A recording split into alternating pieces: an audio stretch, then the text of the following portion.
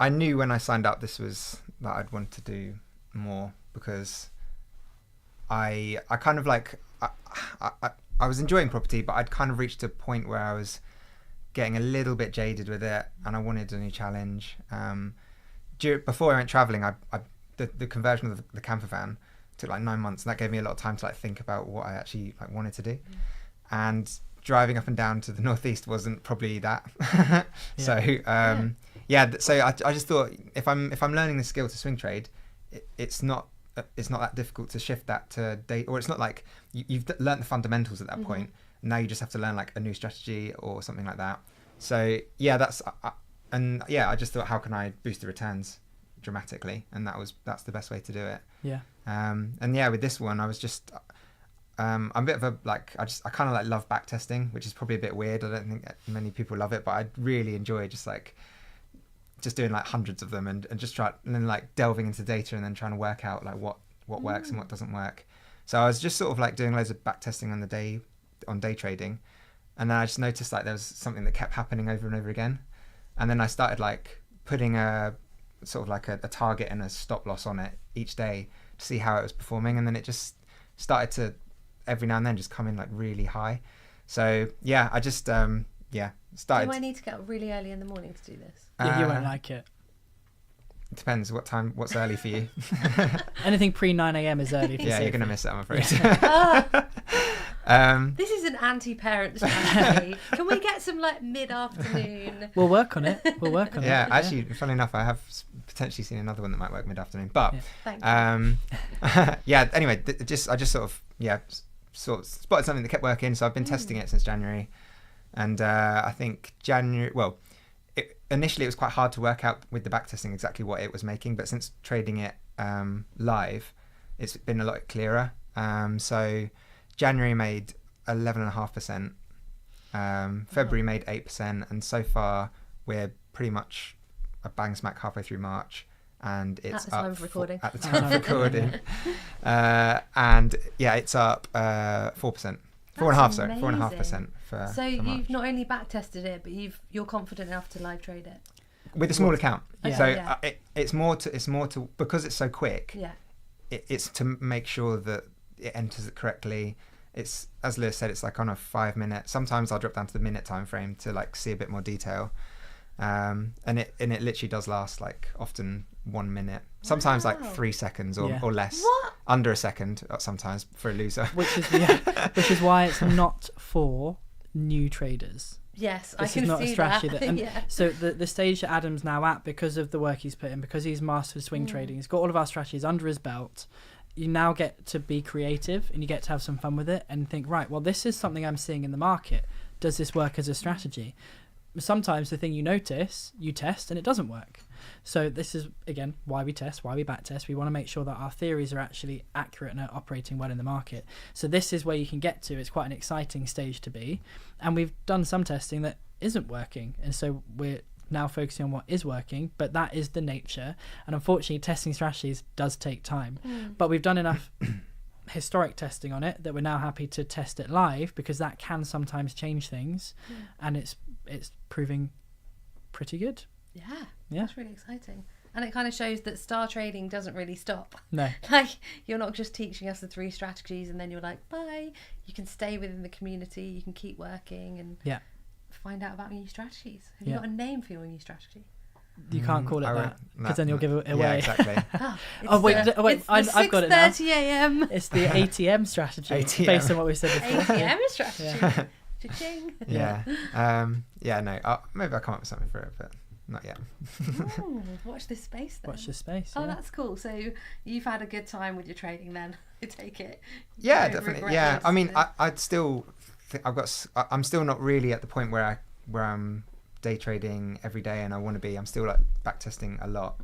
And until I'm there, I don't think I will consider myself sort of, well, I'll never consider myself done. That's the nature of this sort of thing, like that you always learn more. And as I was listening to one of your podcasts before, and you were saying about how it's like constantly evolving. I think you were talking about pullbacks maybe, about how you went from the 21 to the 8 because it wasn't performing as well. That's what's always going to happen. So even as soon as you get comfortable, you have to basically reinvent it again, because markets are living, breathing things. They do evolve over time, and if you're staying static, which is again why just buying a strategy off the shelf doesn't work. And if you're around people who are actually doing this every day, like we are at Star Trading, they can evolve with the market if they've got the right skill set in place and share that skill set with you. So when I first started, like I said, 10 years ago, we trade off the 21 moving average. Now we don't. We just don't. We trade off of the 8 because it's higher trade frequency and you still get good returns. So, yeah. So what advice would you give to someone who's thinking about it, or thinking maybe they don't know enough, or it seems a bit techie, or what would your advice be to someone thinking? It definitely isn't like too techie. It's so basic.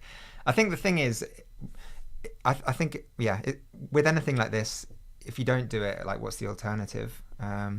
I've always, ever since I started property, I've just been like, okay, I'm never having a boss again, because there's no point. Like, you're not going to have a better life for that. Or some people might, but from my point of view, I knew I didn't want that. I knew I wanted to be in control of my own sort of time, basically.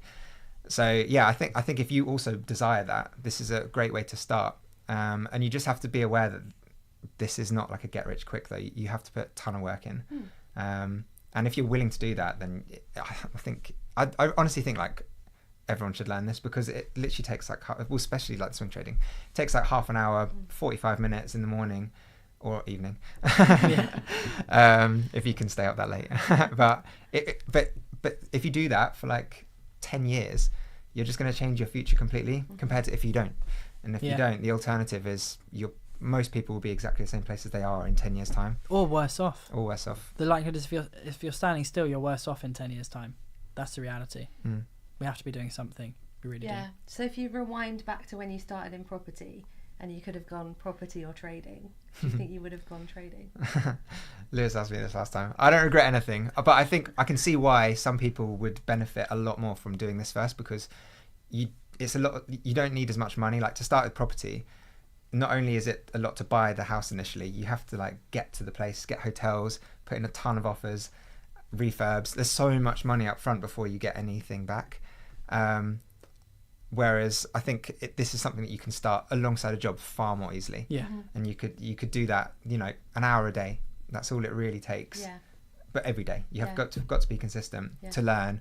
And then once you're up and running, I don't know, it might take you a year and a half to just be like really confident with it.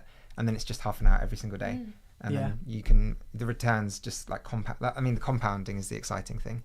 If you're working as well, it's even better, because you don't need the money. You can just leave it there and let it grow. Use it for a deposit for like a dream home in the future or something like that. Brilliant. Hopefully that answered the question. Ish. I would have quite liked to hear the words, yes, Lewis, I would have started with trading, but I'll take that. I think most people should definitely start with this. I think it's such an easy way into learning how to be in control of your money, and I think that is a skill that's obviously not taught in schools, but it should be. Money management is so important, and 100%. People just don't know how to do it. I mean, I didn't know how to do it pre-property. Then I realized that, oh God, you can't just like leave your money in a bank. You can't, because it will just drip away into nothing. It just rots in the bank. Exactly. In terms of, you may have the same amount or a little bit more, and it's a little bit more in 10 years' time if you leave it in the bank, but your actual ability to use that money is so diminished because the cost for everything else goes up way higher than the money in the bank goes up. So, that's quite a good way of describing it, actually, isn't it? I was quite proud of that one. There we go. Sophie, how's your week been? Good. I've had a word with myself. Good. Put a bit more discipline in here. You will understand this. Just being excited to trade, just being excited to get on the charts every day and find those trades and press that button. But now I'm being really sensible and having those breaks. So before I was going through the markets and going, yep, but now I'm flagging them, going away and then coming back and thinking, maybe not all of them.